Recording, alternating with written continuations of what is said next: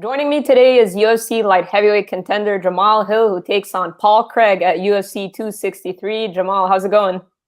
I'm good. How you doing? I'm doing good, thanks. Pay-per-view, big one, back in front of the fans. How excited are you to kick off UFC 263? I'm excited. I'm excited. Anytime I get to go in there, get in front of the people and do my thing, I'm always happy. For sure, and of course the fight got rescheduled. It was supposed to happen in March. You got hit with COVID. First of all, how badly were you hit with it? Did you kind of feel the symptoms really hard and stuff? Yeah, yeah. I got hit with all the bad symptoms. It started out. Um, I left the gym and I was just chilled to the bone. I couldn't warm up or anything like that. I laid down. I went to sleep and I woke up the next day and I just had full body aches. Like when it was time to get up and go to the gym, I could not move. Um, and then I had developed a fever at that point, and I was just feeling really, really off. I called my coach and told him I wasn't gonna make it that morning. Maybe I was just dealing with a little bug and see how I felt later on that day. And as the day progressed, I didn't get any better. I I was the test came back for COVID. Initially I'm like, nah, not me. It's just something else. Trying to figure out things that are wrong with the test that I took and things like that. But when I did over the next few days, and it got it just kept getting worse, and then the symptoms started changing into other things like chest congestion, chest tightness, a little bit of shortness of breath. And then the following week I had splitting migraines, sharp stomach pains. Then it ended up rounding around till I ended up coughing. Like I had developed a coughing, and I actually, whenever I was coughing and spit some up, when I first spit out some cold, it was a little bit of blood in it, and then the next day I coughed and I spit, and it was just all blood. And then yeah, I think that's kind of like the end of it, though. I think that might be like I don't know if that's like the COVID leaving your system or anything. Then after that, I started like kind of started around the curve, started to feel a little bit better, you know. But yeah, it was wild. Oh wow, I'm sorry to hear that. How difficult was it kind of going through that and the recovery process and trying to get back into training? Like how long did that take? It probably took me about 2, 3 weeks to recover completely. And Yeah. were you feeling like your cardio was affected when you were trying to get back? Oh yeah, definitely. From the level that I'm used to, yeah, yeah, it has and yeah, it definitely you can definitely tell the difference. Certain things like walking up the stairs, I had to take a couple deep breaths in, and stuff like that, especially whenever the chest tightness and congestion started.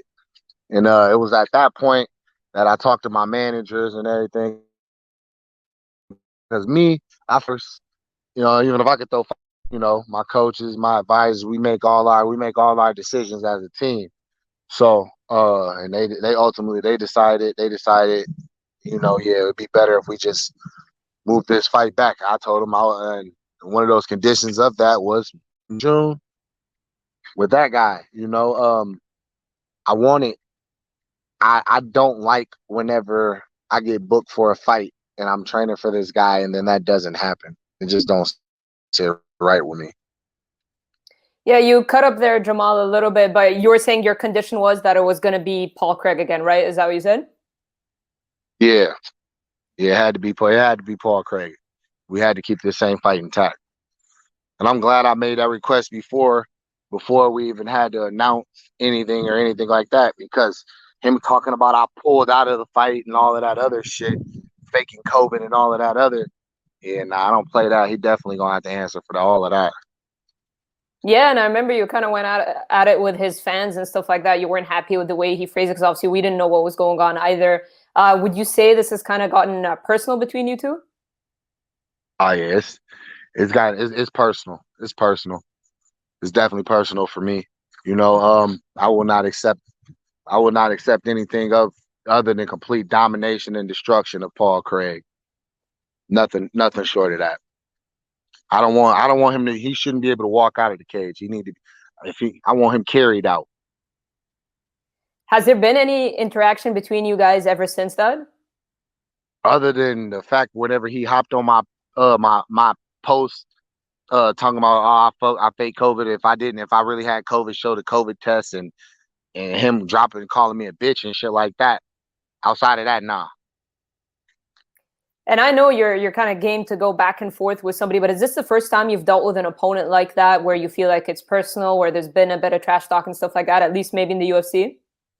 Well, yeah, in the UFC, yeah, but I think my third professional fight, that one got a little personal with that guy and his fans. You know, a couple of his personal friends said some things to me that just didn't it just wasn't it wasn't this I don't condone or I don't play with it. There's certain shit that you don't say to certain people.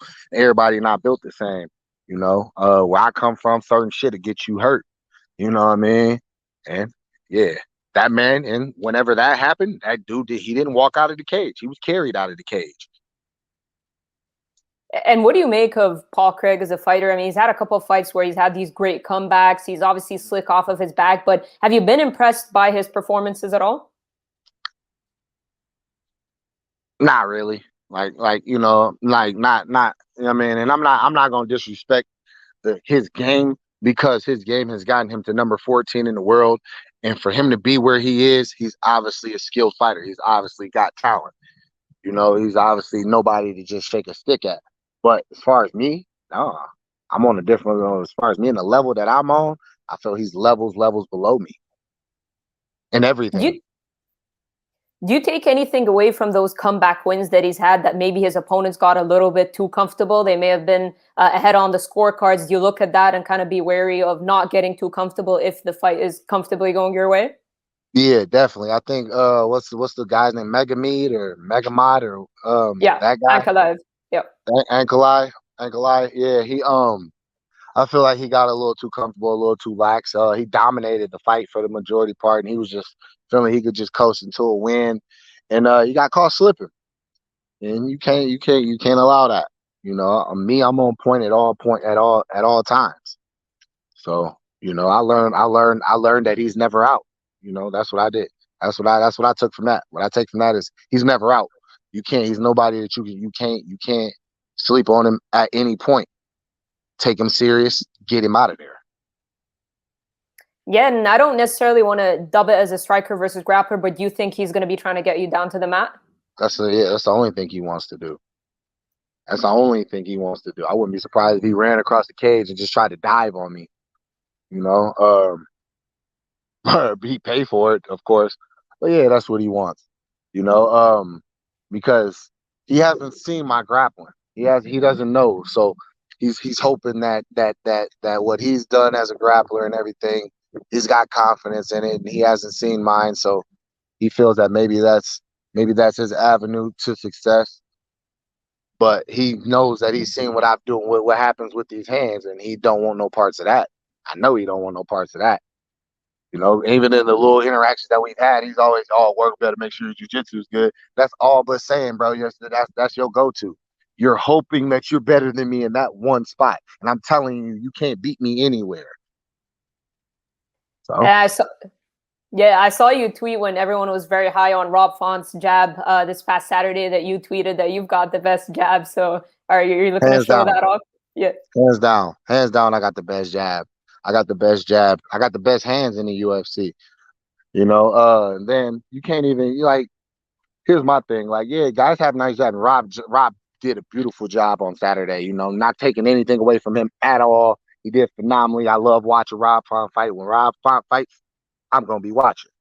All right, but when we come to it, when we talking about a jab, my jab is just next level. I feel I have at least a dozen different ways that I can throw a jab.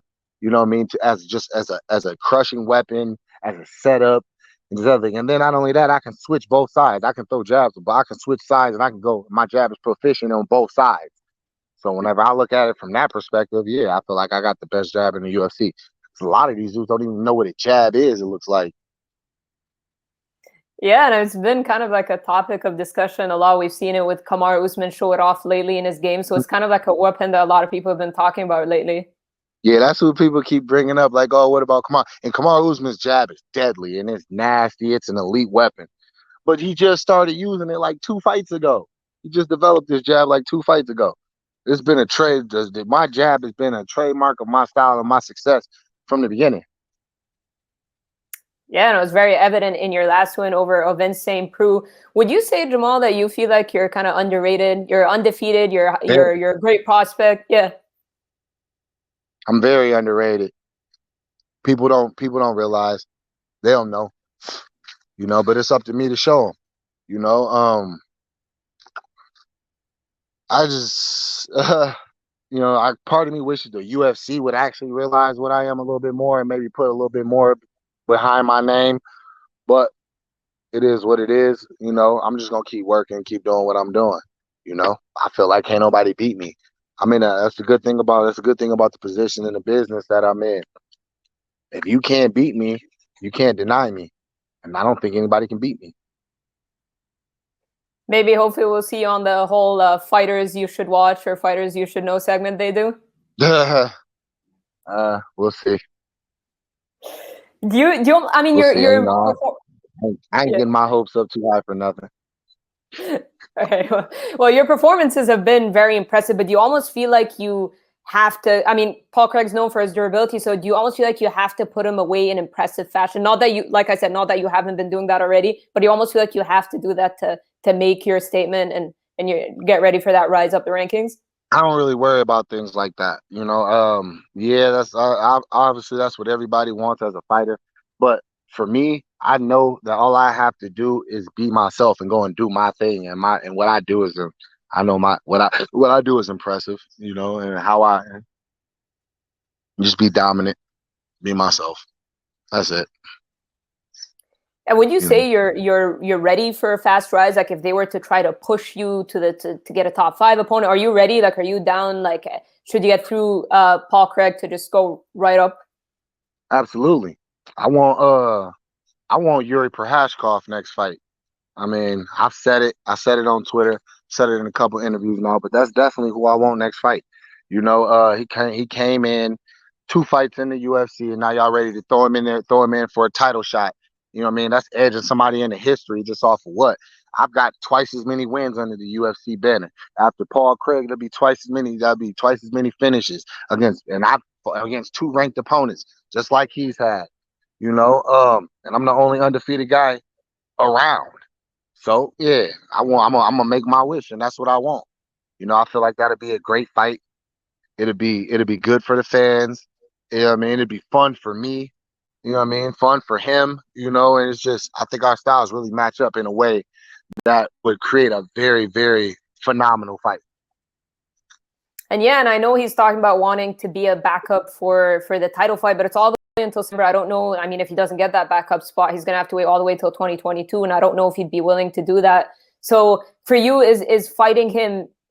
Is it only because of kind of like the spot and the push that they're giving him, or is it kind of like 2 birds, 1 stone? I mean, this is the guy to beat for a title shot. No, I'm honestly, even if I don't get a title shot after that, I'm not really tripping. It's just him, who he is. The fight that I see, the style of the fight that I see that can happen. I think the things that he does and we get in there I would really get a chance to showcase my greatness and really how great I am. And yeah, I guess the push that he got behind him and everybody, people being very impressed with him and everything like that helps with that because I want to hear a show like, oh yeah, y'all think he's great. See match my greatness with his and show still be dominant against somebody that y'all feel is great like that. And what do you make of the light heavyweight division right now? I don't think anyone would have imagined that the title fight would be Jan Blachowicz and Glover Teixeira. Obviously, Jan being 39, I believe, and Glover 41. So, what do you make of the state of the light heavyweight division? Because there are a lot of young guys like yourself up on there. I didn't hear anything you said after I was talking. Sorry. Oh, no worries, no worries. I said, what do you make of the state of the light heavyweight division? I mean, I don't think anyone would have imagined that it would be Jan Blachowicz and Glover Teixeira for the title. I mean, Jan, I think, is 39 and Glover's 41. But we have a lot of young and up-and-comers like yourself, the likes of yourself, Prohaska, Rakic. So what do you make of the state of the division? I think it's in a good place. You know, there's nothing wrong with the you're gonna have your vets that's been putting in their work. It's not like these guys haven't been putting in work for years. And now this is their time. This is their time. And yeah, I love watching Glover fight. I like Yamba Hovich, you know. I wasn't really too no he wasn't really too known by me, you know, but I've been watching and you know, I want to see more, you know. I'm a fan of the sport, you know, so I like to see good matchups. So I think it's in a good spot though. You know, we got some young guys coming up, you know, and we got some staples that are still in here doing their thing. For sure. And Jamal, I'll leave you the one last question. I appreciate your time. Is there a certain way you envision yourself getting your hand raised against Paul? I plan on going in dominant fashion. The way that I've been on point, just with everything from transitions to defense to aggression on the ground with my hands, just the sharpness of just my all around game. I see me finishing him. I see a finish, first or All right. second round. Yeah, I honestly, you know, especially if I come in and I hit that rhythm early, and I hit my stride early, he won't make it out of the first round. All right. Awesome stuff, Jamal. I really appreciate you doing this. Thank you so much for your time and best of luck UFC 263. Thank you for having me. Appreciate it. Absolutely. Have a good day. You too.